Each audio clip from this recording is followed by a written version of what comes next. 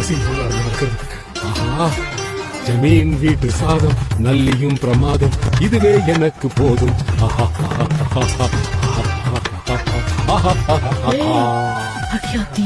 காஞ்ச மிளகா மூஞ்சி பார்த்துக்கோங்க.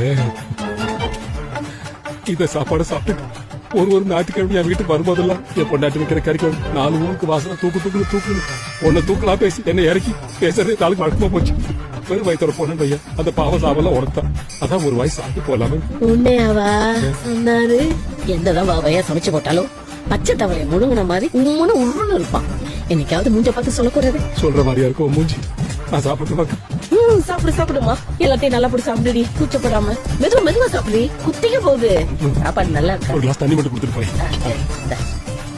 என்ன ருசியா இருக்கா? ஒன்னு அக்கா வாடி என்ன கொடுத்து வச்சிருக்கேன். போய் உட்காந்து ஆள் வந்துடுறேன். நல்லாதான் செஞ்சிருக்க.